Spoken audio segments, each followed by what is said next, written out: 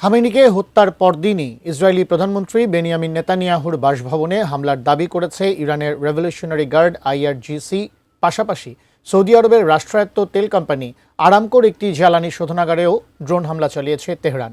এদিকে ইরানের নাতানজ পারমাণবিক কেন্দ্রে আবারও হামলা চালিয়েছে যুক্তরাষ্ট্র এবং ইসরায়েল। অন্যদিকে ইরানপন্থী লেবাননে হিজবুল্লাহর সব ধরনের সামরিক কর্মকাণ্ডকে অবৈধ ঘোষণা করেছে দেশটির সরকার। গত শনিবার থেকে ইরানে যুক্তরাষ্ট্র ও ইসরায়েলের হামলায় এখন পর্যন্ত প্রাণহানি ছাড়িয়েছে 550। আরও জানাচ্ছেন রাইহান মুন্সি। ইসরায়েলের প্রধানমন্ত্রী বেনিয়ামিন নেতানিয়াহুর কার্যালয় ও ইসরায়েলি বিমান বাহিনীর সদর দপ্তরে হামলার দাবি করেছে ইরানের রেভলিউশনারি গার্ড আইআরজিসি। ইরানের সংবাদ মাধ্যম ফার্স নিউজ এজেন্সি সোমবার জানিয়েছে খাইবার ক্ষেপণাস্ত্র দিয়ে হামলা করেছে তারা। এদিকে শনিবার ইরানের সর্বোচ্চ নেতা খামেনির অবস্থানে হামলায় আহত তার স্ত্রী মানসুরা খোজাস্তে সোমবার হাসপাতালে মারা গেছেন। মধ্যপ্রাচ্যে যুক্তরাষ্ট্রের সবচেয়ে বড় মিত্র সৌদি আরবকেও রেহাই দিচ্ছে না ইরান। দেশটির রাষ্ট্রায়ত্ত তেল কোম্পানি আরামকোর একটি তেল শোধনাগার রাস্তানুরায় আজ ইরানি হামলায় আগুন ধরে যায়। দ্রুতই আগুন নিয়ন্ত্রণে আনা হলেও তেল শোধনাগারটি বন্ধ করে দেওয়া হয়েছে। আমি বুঝি নির্মাণের শিল্প, সালাম স্টিল বোঝে ডিউরেবিলিটি। সালাম স্টিল, মোস্ট ডিউরেবল স্টিল।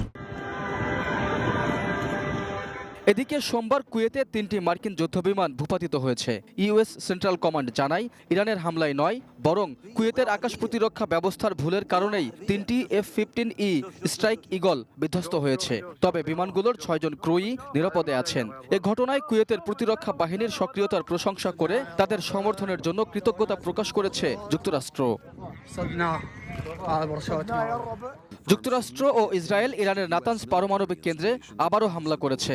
রোববার নাতানজে হামলার কথা জানান জাতিসংঘের পরমাণু বিষয়ক পর্যবেক্ষক সংস্থায় নিযুক্ত ইরানি দূত রেজা নাজাফি। তবে এরকম কোনো ইঙ্গিত পাওয়া যায়নি বলে জানিয়েছেন আন্তর্জাতিক পরমাণু শক্তি সংস্থার প্রধান Rafael Grossi. No elevation of radiation levels above the usual background levels has been detected in countries bordering Iran.